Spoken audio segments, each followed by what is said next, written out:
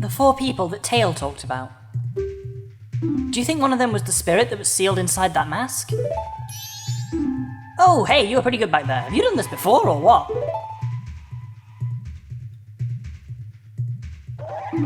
Now just keep up that pace and save the other 3. Hey,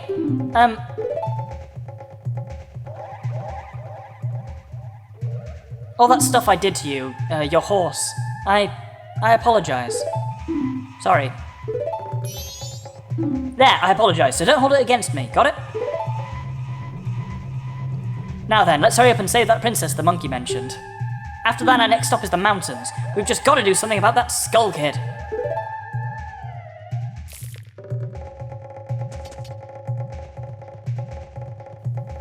Hello, ladies and gentlemen, and welcome back to The Legend of Zelda, Majora's Mask. In the last episode, we defeated the boss of Woodfall. We learnt a wonderful song, The Oath to Water. This time, well, we came here to save the Deku Princess, and here she is.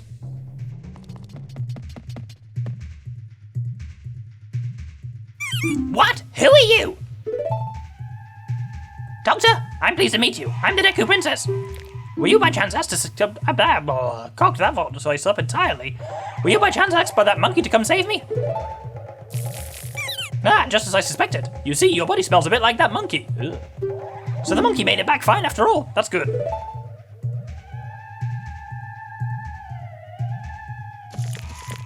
I was worried when I didn't come home that my father would think the monkey had kidnapped me. I was worried my father would even go as far as to punish the poor monkey. Don't tell me. Is father actually doing that? Yet another hasty decision, father. Well, we haven't any time to lose. Quickly, Mr. Doctor, find something that you can carry me in so you can take me to the Deku Palace. So, we have no option here. The only thing we'd use to carry her is an empty bottle. We don't have an empty bottle, we have a bottle full of fairy, which I did not need because I forgot how easy the dungeon's boss was in the new version. So, time to swig that fairy hole and then thunk. You put the Deku Princess in a bottle. It's a tight fit, but she says she'll be fine if you're in a hurry. Ugh, Mr. Doctor, there's no time to lose. Hurry, take me to the palace. So that gives us the quest, a royal rush. And yes, there's no way volume-wise she fits in there, but hey, that's our goal for now. But as you'll have noticed in the opening cutscene, Woodfall has now been purified, so it's got this music, like the kind of main Termina Field music, rather than having the kind of down, bow, bow, bow, bow, spooky music. So you can swim happily in the unpoisoned waters now. It's great. Bear in mind, as is always the case, if you use the Song of Time and return to the first day, the poison will come back to Woodfall. If you want to unpoison Woodfall, you will have to do everything we just did again. To a certain extent. There's a way that once you've beaten them once, temples are easier the second time, for everything I will discuss when it becomes relevant. And also, obviously, we don't have to get the Sonata of Awakening again or do any of that stuff. You could literally do the first day and then soar straight to Woodfall, unlock the temple, and go and do it. So if you were to need to do any additional stuff in Woodfall Temple, in Woodfall with the poison done, easy enough to do. However, it's only midday on the second day, so we should have enough time this cycle to do everything we need to.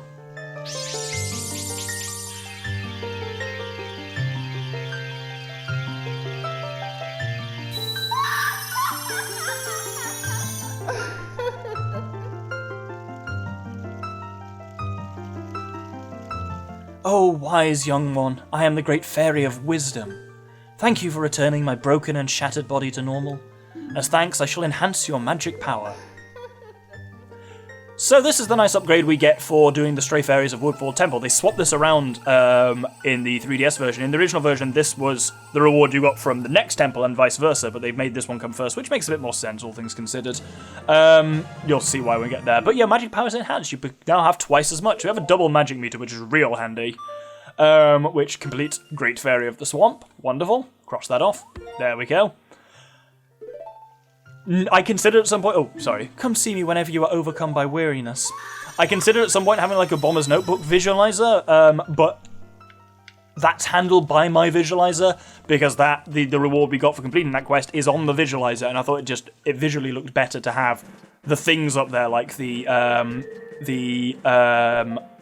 great stray fairy rewards and stuff like that, rather than just having some kind of arbitrary Bomber's Notebook tracker. Anyway, we need to now go obviously to Deku Palace, so let's soar back to Woodfall, by which I mean the Southern Swamp, of course. I'll never get tired of it, just how much I like the fact that it's raining on the second day. It means you've got reliable rain in games, and I always like... I think they're still mad at me because they think I was breaking and entering. I always like it when it's raining. Very peaceful. Anyway, obviously, our business... Well, you can see there's quite a lot going on here. They are stewing the monkey in some kind of custom-made torture pot device. Well, why are you waiting, Mr. Doctor? Hurry, open this bottle and release me right where my father is standing!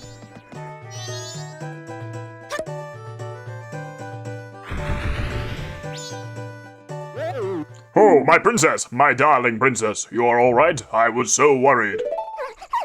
For foolish father!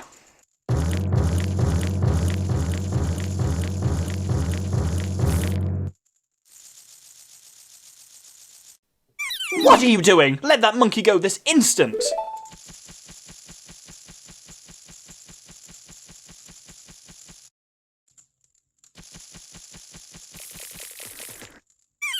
Oh, Mr. Monkey, I'm truly sorry. Father does such rash things when he's worried about me. I understand, Princess. Forget about that. Has the temple been returned to normal? Why, yes, thanks to Mr. Doctor here. I'm very, truly grateful. Really? So you're called the Doctor, are you? Thank you for keeping your promise to me. As a symbol of our gratitude, our butler has prepared a little something for you. Please accept it. You'll find it in the shrine that will be to your right when you leave this palace. And that completes the quest, a royal rush. You return the Deku Princess to her family. It seems, yeah, but we've just been told that anyway. So with that, as they say, there's a few things we can do with Woodfall in its current condition of us having beaten the temple. Obviously, if we revert now with the Song of Time, Woodfall will be back to being poisoned, and the Deku King will have taken the monkey and be about to torture him. If we want to get back to this point, we would have to beat Woodfall Temple again. That's not as arduous as it sounds, and I'll explain that when, inevitably in this game, we do have to fight a boss again. There's only one that really kind of comes up with it, but basically, well, I can tell you right now we've got the boss's mask. If we go to the beginning of the temple, it will take us straight to the boss area again. You can just warp straight to the boss. We just have to get to the temple physically, which is just now a process of just soar to the temple, play the Sonata Awakening, and bam, there you go. Anyway, here's the shrine, and I'm going to put one very specific mask on that makes this all a lot easier, which is the bunny hood.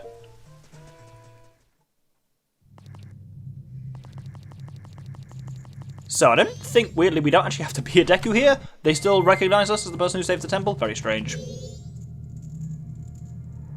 Doctor, I am truly thankful for what you have done for the princess.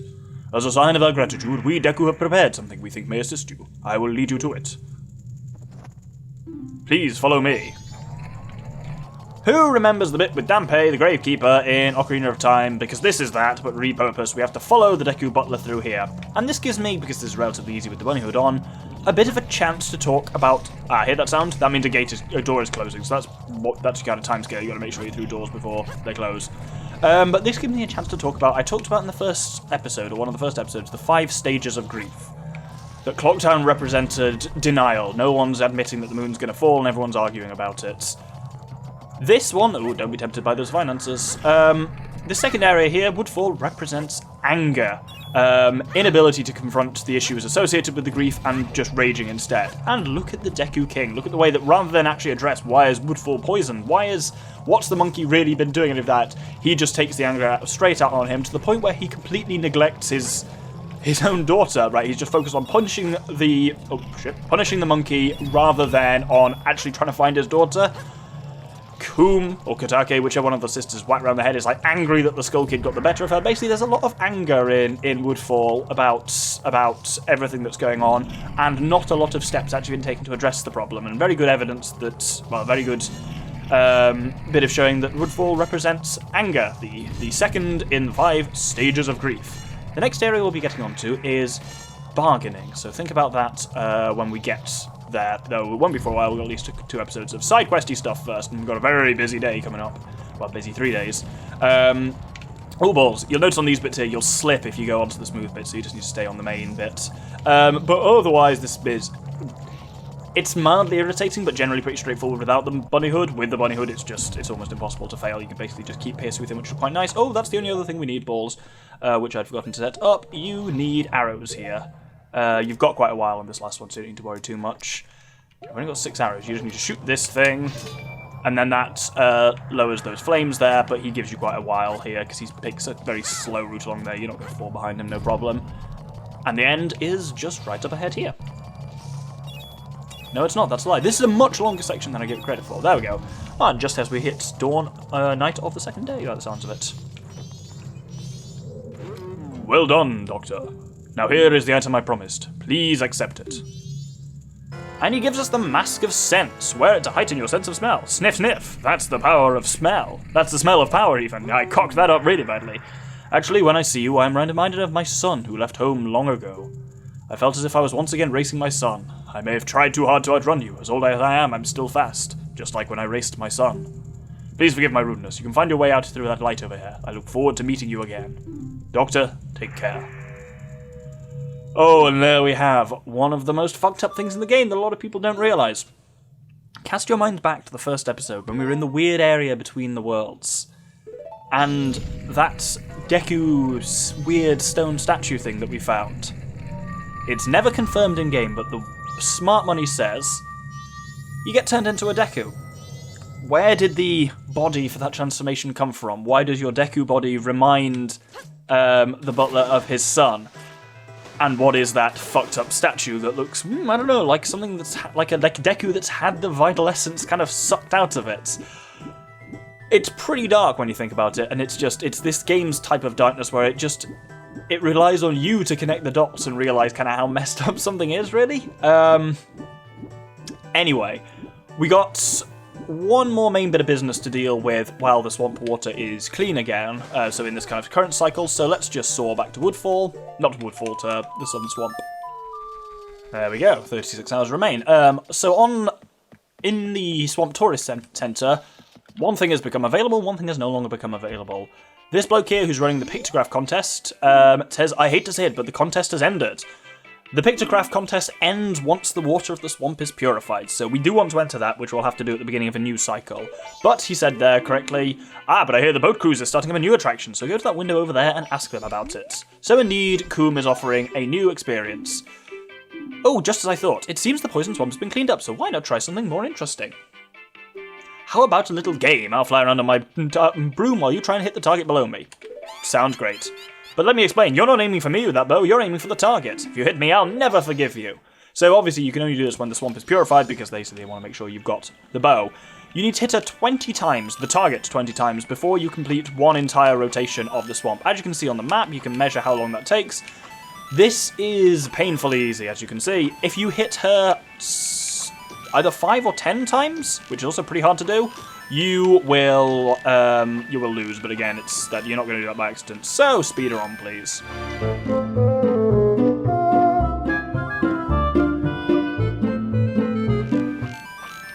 Oops! Oh, shot right in the mouth. Well, that's what happens when you do that. But hey, so you got like 5 of them. And as you may have noticed, I'm just really spamming arrows. Yeah, if they wanted to make this a lot harder, what they probably should have done is actually given you limited arrows, but you have unlimited, so it actually helps you aim your shots a lot more, seeing the traces of your previous ones going by. So yeah, as I see, you need 20. I got 52 hits. Well, as I promised, here, take this. This is a bit different in this version. She gives you an empty bottle. In the N64 version, that was a piece of heart. And I will admit, going forward, the empty bottle is a lot more useful to have here, because we get a second bottle of the 7 available in this game, which is a bit obscene. But, with that done, we have got a Potion Hag's new business. Done, crossed off, and that's the only thing we now need to do. That and the Mask of Sense, which we'll talk about probably next episode. Don't think it's going to be this one. Those are the only things we need to do after we've cleared the swamp. So with that, we can actually do the usual of head back to Clocktown, deposit our money, and then play the Song of Time. You can play the Song of Time anyway, I just want to deposit my cash first.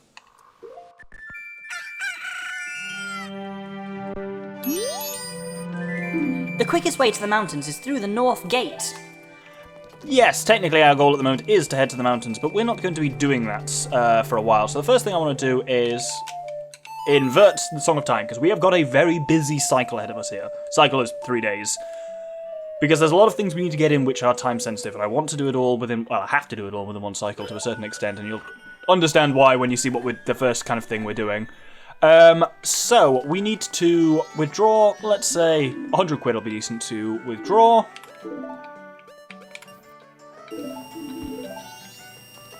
Now, we need to head up to North Clocktown and over next to the Fairy Shrine. And here, you'll notice there's a flower here, and you can use it to get over there. What I'm about to do, you could have done, and it's one of very few things you can do during the first cycle when you're trapped as a Deku. You can come over here, and you can do this, and you can do everything I'm about to do here. It's just there's a lot more going on, and I didn't really want to detract from the plot-wise stuff in those first couple of episodes, but this is the Deku Scrub Playground. If you go into it, talk to these guys. How about it? Will the young one play? One game is 10 rupees. Alright then, use this Deku flower and have fun. The time it takes you to get all rupees is faster than the current record, you get an extravagant prize. But if you fall below just once, it's all over. The best time for today's game is 1 minute 15. Get all the rupees faster than that. Burrow into the Deku flower and the time begins the moment you jump out. So, there's all these platforms that are moving up and down, and it's all just about flying between them quite easily. With them moving up and down, it just means all you have to do is just... Oh, that was actually surprisingly close. Use the height of your jump kind of properly, and you should be fine as long as you just glide sensibly enough. Generally, working left to right seems to be a reasonable approach, and just jump at the vertical maximum of each platform. Maybe you might want to time it when the platform you're aiming for is lower down, but there we go.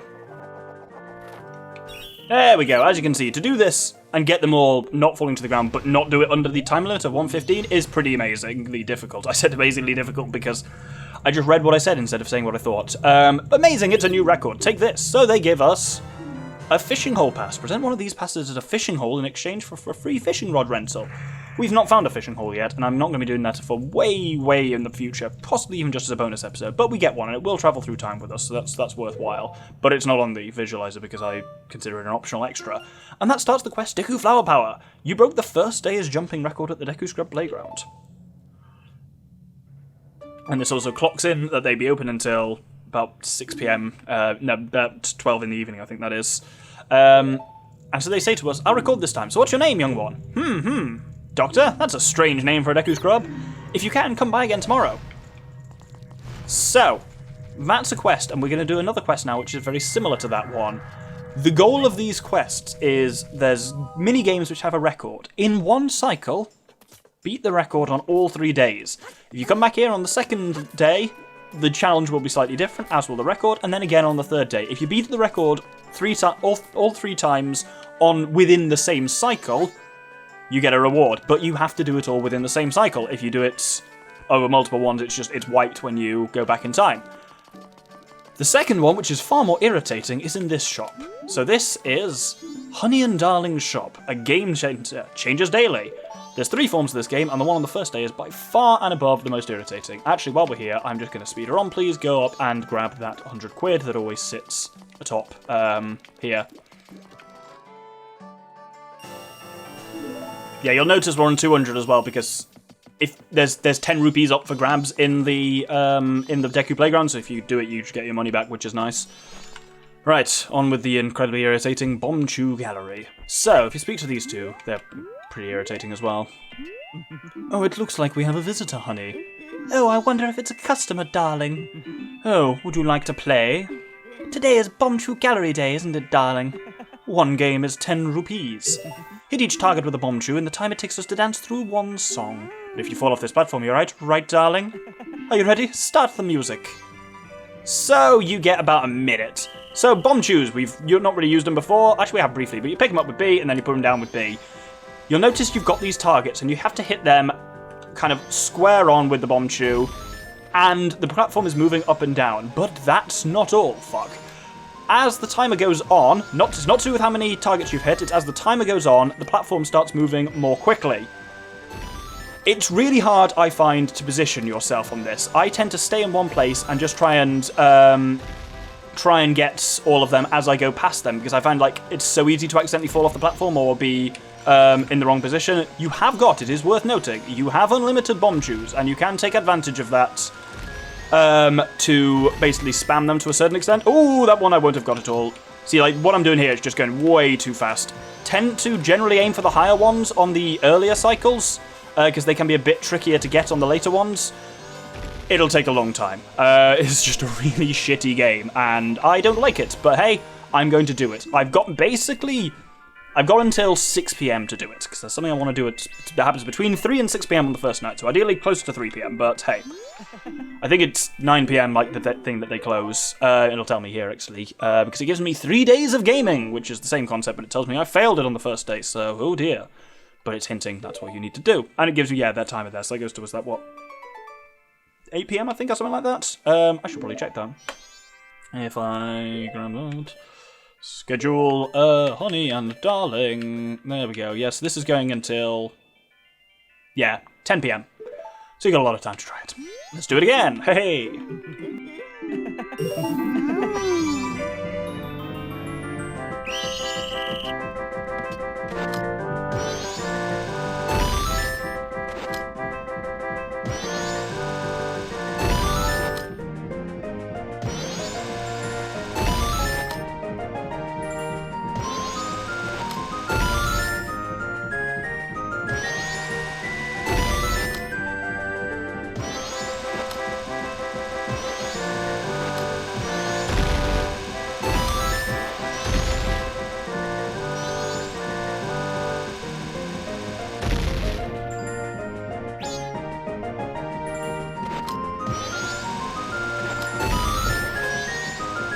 Did I really just do that with 19 seconds left on the second try? Holy shit.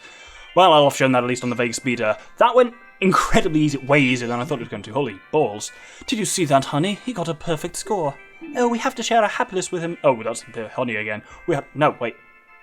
He's honey. She's darling. I'm confused. Either way, fuck it. We get another fishing hole pass. There we go. But, importantly, we cross off that first one on 3 days of gaming.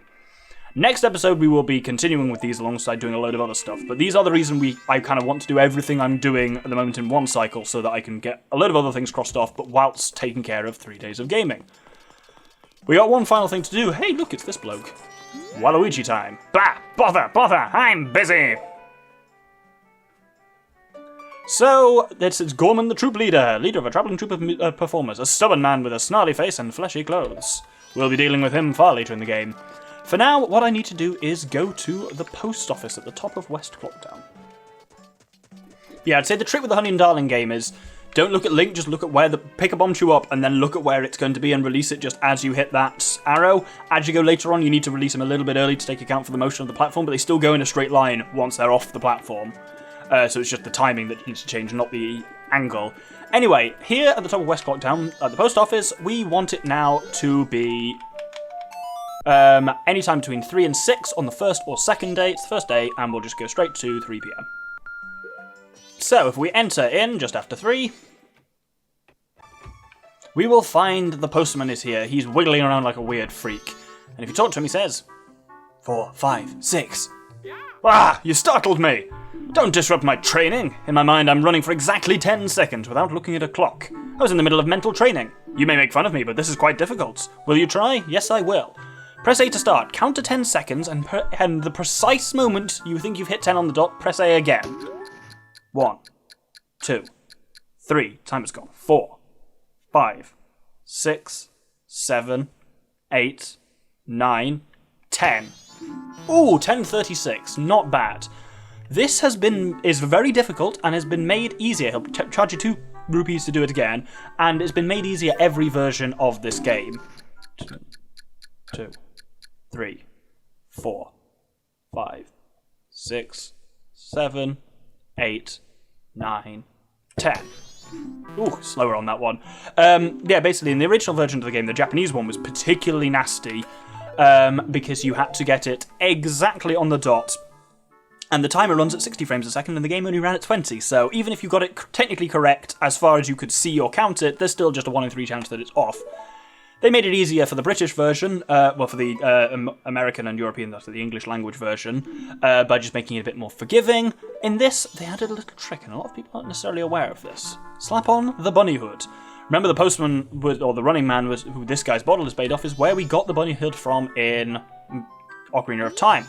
So if you talk to him with the bunny hood on, he'll say the same kind of thing. Those ears! And then he'll say this stuff again. You will notice. 1, 2, 3. If you've got the bunny hood on, the timer remains visible for the entire time, and then it's just a case of learning how long the delay is when you press A. Ooh, bit too early there. Oh, nice! Nailed it!